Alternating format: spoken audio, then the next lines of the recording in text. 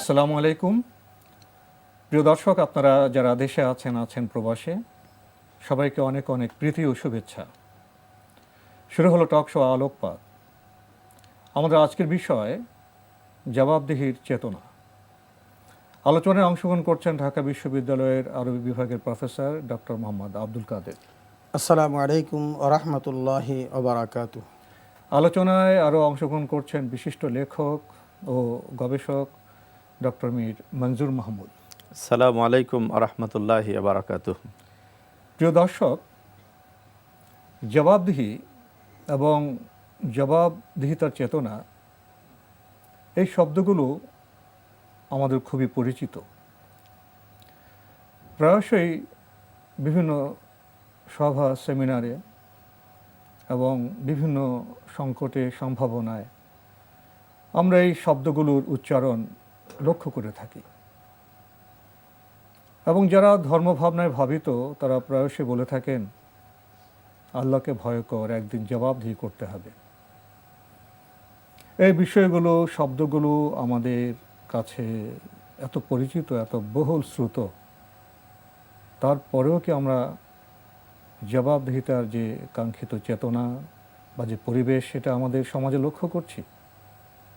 এই প্রেক্ষাপটে আমাদের আজকের আলোচনা। শুরুতেই প্রফেসর ডক্টর মোহাম্মদ আব্দুল কাদের, আপনার কাছে জানতে চাইব যে আমরা বলে থাকি, শুনে থাকি জবাবদিহিতা, জবাবদিহির চেতনা, এই বিষয়গুলো আসলে কি? ধন্যবাদ। অত্যন্ত গুরুত্বপূর্ণ একটি বিষয়। জবাবদিহিতা হলো উত্তর দানের বাধ্যবাধকতা। আমি আল্লাহ রাব্বুল আলামিনের শ্রেষ্ঠ সৃষ্টি। আল্লাহ তাআলা আমাকে সৃষ্টি করেছেন এবং আমাকে আশরাফুল মাখলুকাত তথা সৃষ্টির শ্রেষ্ঠ জীব বানিয়েছেন। এবং এই সৃষ্টির শ্রেষ্ঠ জীব বানানোর পর আল্লাহ তাআলা আমাকে কিছু দায়িত্ব দিয়েছেন। মানুষ হিসাবে এই দায়িত্ব পালন করা আমার উপর ফরজ। সামাজিক দায়িত্ব, পারিবারিক দায়িত্ব, রাষ্ট্রীয় দায়িত্ব, এমনিভাবে অসংখ্য দায়িত্ব আল্লাহ তাআলা আমার উপর যে দিয়েছেন, এই দায়িত্বগুলোর প্রতি যখন আমাকে প্রশ্ন করা হবে, সেই প্রশ্নগুলোর যথাযথ উত্তর প্রদান করার বিষয়টি হলো জবাবদিহিতা। আমি এটা যতটুকু জবাবদিহিতার মধ্যে থেকে বা এই প্রশ্নগুলোর যথাযথ উত্তর দিতে পারবো, আমি তখনই আল্লাহর দরবারে নিজেকে নিষ্কৃতি লাভ করাতে পেরেছি বলে মনে করব। আপনার এই কথার সূত্র ধরে অন্য একটি প্রসঙ্গে যেতে চাইব ডক্টর মীর মঞ্জুর মাহমুদ, আপনার কাছে। যখন আমরা শুনি যে আমাকে জবাবদিহি করতে হবে বা মানুষকে জবাবদিহি করতে হবে, তো এই জবাবদিহিতার প্রসঙ্গ আসলে কি আমরা ছোট হয়ে যাই বা মানুষের স্বাধীনতা কি কমে যায়? আপনাকে ধন্যবাদ একটি গুরুত্বপূর্ণ প্রসঙ্গ আনার জন্য। আসলে আমরা যেটা জেনেছি সেটা হলো জবাবদিহি চেতনা, যেটাকে আমরা বলি সেন্স অফ অ্যাকাউন্টেবিলিটি। এই ধারণাগত বিষয়টি ধারণাগত হলেও যেটাকে বিশ্বাস এবং চিন্তায় ধারণ করতে হয়, কিন্তু তার একটা বাহ্যিক প্রতিফলন আছে। আর কাউকে কোনো জবাবদিহির মুখোমুখি হওয়াটা কখনোই অপমানজনক বা তার জন্য লজ্জাকর বিষয় নয়। কারণ জবাবদিহি হচ্ছে এমন একটা চেতনার নাম, যে চেতনা মানুষকে তার নিজ নিজ কাজে সেলফ কন্ট্রোল হওয়ার সুযোগ এনে দেয়। আসলে জবাবদিহিতা কার, এ নিয়ে যদি প্রশ্ন আনেন তো দেখবেন নবী সাল্লাল্লাহু আলাইহি ওয়াসাল্লাম বলেছেন, কুল্লুকুম রাইন ওয়া কুল্লুকুম মাসউলুনা আন রাইয়াতিহি, যে তোমরা যারা আছো প্রত্যেকেই নিজ নিজ অবস্থানে দায়িত্বশীল এবং প্রত্যেককে তার দায়িত্ব নিয়ে জবাবদিহি করতে হবে। যিনি তার শুধু জীবনের দায়িত্বে আছেন তিনিও তার জীবন নিয়ে জবাবদিহি করবেন এবং এই সকল জবাবদিহির মধ্য দিয়েই এই মানুষটিকে অকল্যাণের পথে যাওয়া থেকে নিয়ন্ত্রণ করা সম্ভব হবে। এই মানুষটি সীমা লঙ্ঘন থেকে বেঁচে যাবে। এই মানুষটির প্রতি যে দায়িত্ব এবং কর্তব্যের বোঝা দেওয়া হয়েছে এবং যা পরিপালনের মাধ্যমে এই মানুষটি নিজের পক্ষ থেকে নিজের দায়িত্ব পালন করতে পারবে, পাশাপাশি অন্য উপকৃত হবে অথবা অন্য ক্ষতি থেকে বাঁচবে, এই সব কাজগুলোই অর্থাৎ সকল কল্যাণ সুনিশ্চিত করা এবং সকল অকল্যাণ থেকে নিজেকে এবং অধীনস্থদের নিজ পরিসরের মানুষদেরকে হেফাজত করার, রক্ষা করার একটি অন্যতম চেতনার নাম হচ্ছে জবাবদিহির চেতনা। এই চেতনা যত বেশি মানুষের মধ্যে সচেতন থাকবে, জাগরুক থাকবে, সেই মানুষের তত বেশি কল্যাণ সাধন করতে পারবে। আল্লাহ প্রদত্ত দায়িত্ব, রাষ্ট্র প্রদত্ত দায়িত্ব, এই সব দায়িত্বকে যথাযথভাবে সুচারুরূপে পালন করতে পারবে। আপনার কথা সূত্র ধরে আরেকটি বিষয়ে যেতে চাইব, সেটা জবাবদিহিতার ক্ষেত্র এবং পরিসর সম্পর্কে। অনেক মানুষ এমন আছেন সমাজে বিভিন্ন কাজে ছড়িয়ে পড়েন, ব্যবসা বাণিজ্য বা অন্যান্য ক্ষেত্রে, সেখানে দেখা যায় তারা ওই যে জবাবদিহিতার চেতনা বা ধর্মীয় ভাবনা সেটাকে গুরুত্ব দেন না, এবং অনেকে জানেনই না ওইসব ক্ষেত্রেও জীবনের বিচিত্র সম্পর্ক সূত্র নৈতিকতার প্রশ্ন আছে, আবশ্যিক প্রশ্ন আছে। তো এখানে লক্ষ্য করা যায় যে জবাবদিহির বিষয়টা খণ্ডিত হয়ে যায়। তো আসলে ইসলামে জবাবদিহিতার পরিসরটাকে কি কোনো নির্দিষ্টভাবে এটাকে নিয়ন্ত্রণ করা হয়েছে, না এটা অবারিত? আমি এক কথা বলবো, অবারিত। আরেকটা জিনিস যদি আমি লক্ষ্য করি, পবিত্র কোরআন বলছে সুম্মা লাতুস আলুন্না ইয়াউমা ইদিন আনিন নাঈম। আল্লাহ তাআলা সেখানে বলছেন যে অতঃপর তাদেরকে ওই দিন, সেই কিয়ামতের দিন, যেদিন তাদেরকে সকল নেয়ামত সম্পর্কে জিজ্ঞাসা করা হবে। নেয়ামত বলতে আল্লাহ তাআলা আমাকে মানুষ হিসাবে সৃষ্টি করে এই জগৎ সংসারে সুন্দরভাবে বাঁচার জন্য আমার যে সকল বিষয় প্রয়োজন ছিল, আমার শিক্ষার প্রয়োজন ছিল, অর্থাৎ জীবনযাপনে যা যা প্রয়োজন ছিল, মানে বেঁচে থাকার জন্য সুন্দরভাবে সবকিছু নিয়ামত, এই সব কিছু আমার নেয়ামত, এবং এই প্রত্যেকটা বিষয় সম্পর্কে আমাকে জিজ্ঞাসা করা হবে। কারণ ইন্না সামা ওয়াল বাসারা ওয়াল ফুয়াদ কুল্লুন উলাইকা কানা আনহু মাসউলা।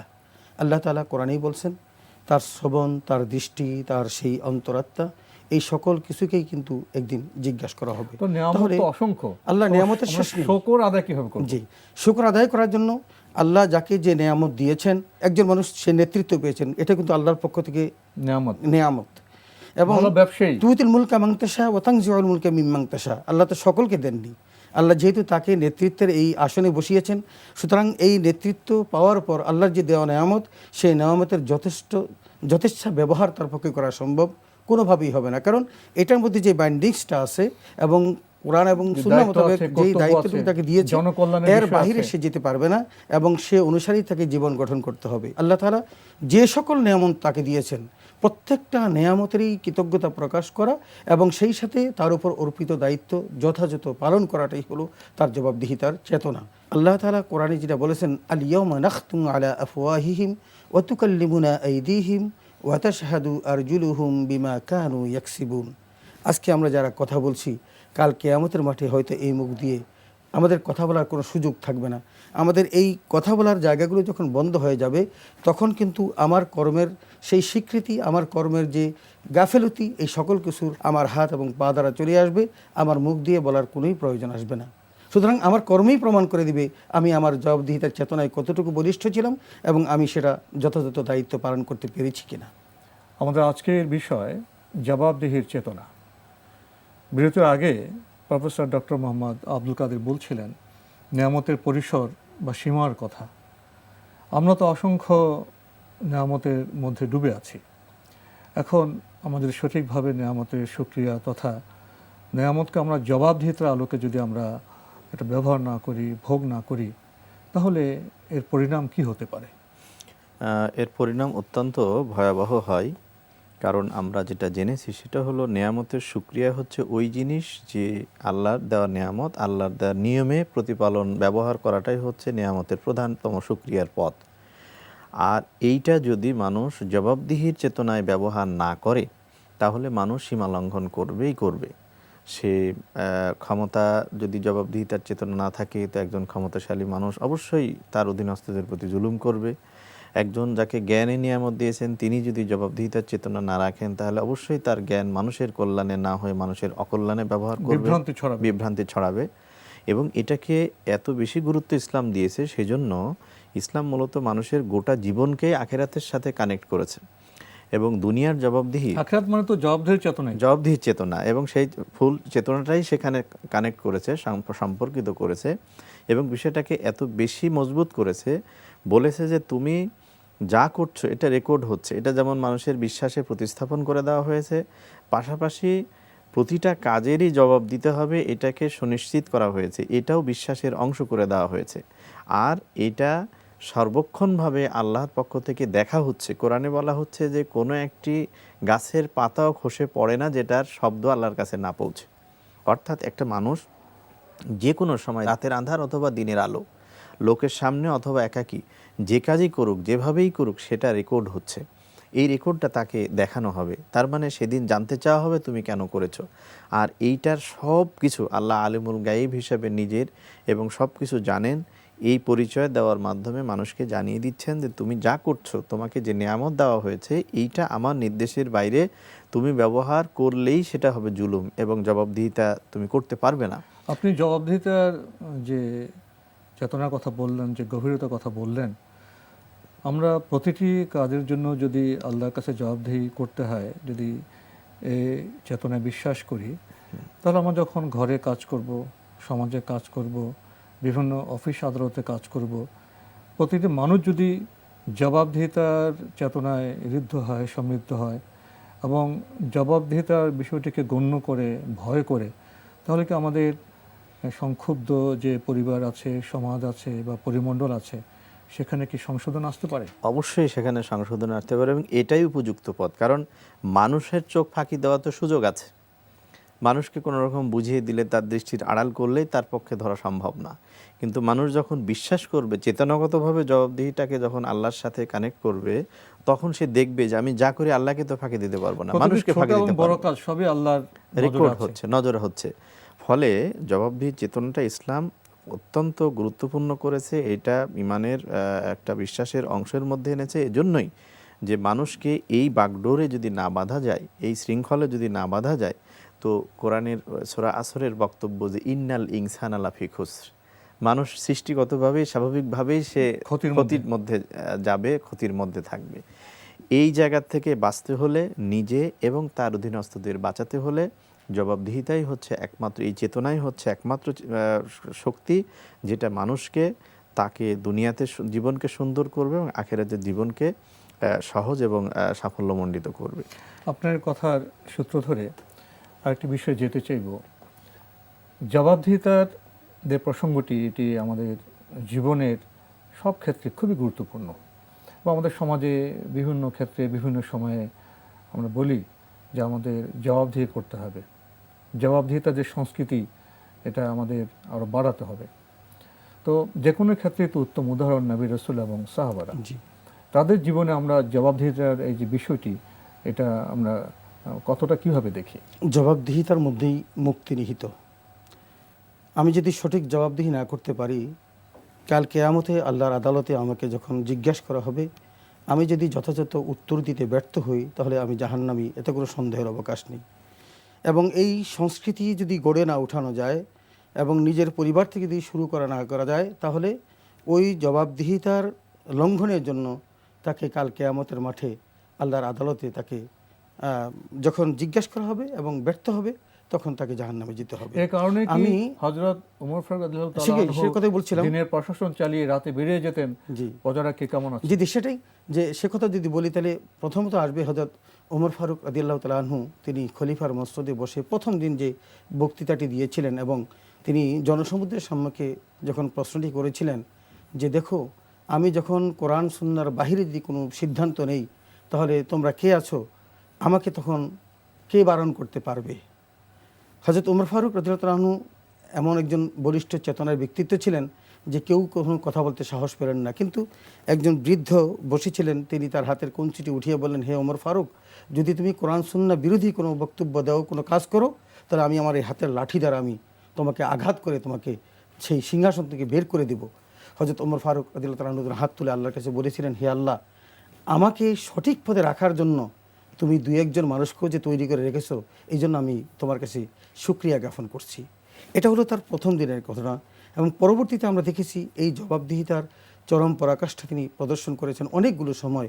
যেমন রাতের বেলা তিনি বেরিয়েছেন, তার প্রজারা কী অবস্থায় আছে, এবং এক বাড়ি থেকে তিনি এমনও দেখেছিলেন যে তিনি তার সন্তানগুলোকে প্রলোভন দিচ্ছেন পাক করার জন্য, এবং একসময় তিনি বুঝতে পারলেন যে তিনি ওই বাচ্চাগুলি ঘুমানোর জন্য এই কাজটি করছেন, কারণ তার ঘরে খাওয়ার কোনো ব্যবস্থা নেই। তখন তিনি দৌড়িয়ে সেই রাজপ্রাসাদ থেকে তিনি সে ভুট্টা গমের ছাতু যখন বস্তাটি মাথায় দিচ্ছিলেন, তার ভৃত্য আসলাম তাকে বলেছিল, হুজুর, এটা আমার মাথায় দিন, কিন্তু ওমর ফারুক রাদিয়াল্লাহু তাআলা আনহু জবাব দিয়েছিলেন, হে আসলাম, তুমি তো কাল কিয়ামতের মাঠে যখন আমাকে জিজ্ঞেস করা হবে, তুমি তো তখন আমার এই দায়িত্ব নিবে না, আমাকেই আমার দায়িত্ব পালন করতে দাও। এমনিভাবে হযরত ওমর ফারুক রাদিয়াল্লাহু তাআলা আনহু আমাদের সময় একেবারে শেষের দিকে। শুধু হযরত ওমর ফারুক নন, সাহাবারা, তারপরে প্রতি নবী রাসূল, ঘরে বাইরে সমাজে, এমনকি পশু পাখি প্রাণী, এমনকি পানি ব্যবহারের ক্ষেত্রেও প্রতিটি কাজে তারা জবাবদিহিতার চেতনাকে সামনে রাখতেন। ফলে তাদের প্রতিটি কাজই শুদ্ধ হয়েছে, সুন্দর হয়েছে, মানুষের কাঙ্ক্ষিত হয়েছে। একবারে শেষে এসে 1 মিনিট যদি বলতেন, কাঙ্ক্ষিত জবাবদিহিতার চেতনা তো আমাদের সমাজে তেমন লক্ষ্য করা যায় না, এটা অর্জনের উপায় কি? এটা অর্জনের একমাত্র উপায় এটাই যে মানব সমাজে এই জবাবদিহিতার চেতনা একমাত্র ইসলামী যুগে যুগে এনেছে রেসালাতের বাণীর মাধ্যমে, এবং নবীগণ সেটা বাস্তবায়ন করে দেখিয়েছেন।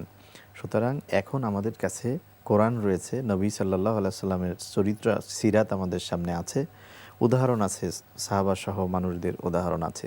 এইগুলোকে সামনে রেখে আমরা আমাদের জীবনের প্রতিটা ক্ষণ, প্রতিটা মুহূর্ত যদি কাটাতে পারি, সকল কাজকে জবাবদিহির অনুভূতি নিয়ে যদি সম্পাদন করতে পারি, আল্লাহ সব কাজ দেখছেন এবং আল্লাহর কাছে আমাকে সব কিছুর জবাব দিতে হবে, এই চেতনা ধারণ করতে পারলেই আজকে আমাদের ব্যক্তি জীবন, সমাজ জীবন, রাষ্ট্রীয় জীবন তথা আন্তর্জাতিক পরিমণ্ডল সুন্দর হতে পারে, জুলুম মুক্ত হতে পারে এবং সুষম বন্টন দিয়ে, সুখ সমৃদ্ধি দিয়ে সমাজ, রাষ্ট্র, দেশ ও পৃথিবী যারা ভরে উঠতে পারে। জবাবদিহিতার ক্ষেত্রে আদর্শ বা মডেল ছিলেন, তাদের তাদেরকে জীবনে সামনে আমাদের আনতে পড়তে হবে, জানতে হবে এবং আমাদের অনুপ্রাণিত হবে। তাদের জীবনকে অনুপ্রাণিত পরিষ্কারভাবে হয়ে সামনে সেসব আনতে হবে, উপাদানগুলো, গুণগুলো আমাদের গ্রহণের গ্রহণের চেষ্টা করতে হবে এই বিষয়ে পর্যায়ক্রমে। বোধহয় আপনাদের আরও কথা ছিল, কিন্তু সময় আজকে একেবারে শেষ, এখানে শেষ করতে হচ্ছে।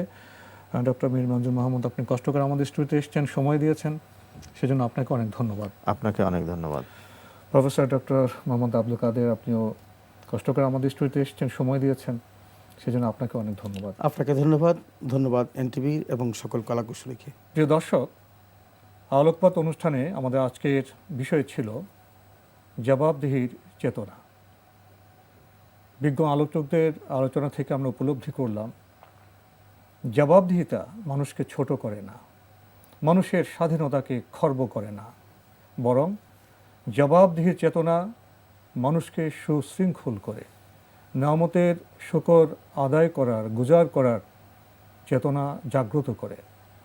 ঘরে বাইরে সমাজে বৈশ্বিক পরিমণ্ডলে যার যেখানে অবস্থান, সেখানে আমরা যদি জবাবদিহিতার চেতনায় আমাদের কর্ম সম্পাদন করি, তাহলে আমাদের কাজ আরও সুন্দর হবে, আমাদের প্রবৃদ্ধি আরও বাড়বে, নৈতিক মান আরও উন্নত শিখরে উপনীত হবে এবং শুধু দুনিয়ায় আমরা সফল হব না, পরকালের সে অনন্ত লোকেও আমরা সাফল্যের বার্তা পেয়ে যাব ইনশাআল্লাহ। আসুন আমরা জবাবদিহিতার চেতনায় উদ্দীপ্ত হই।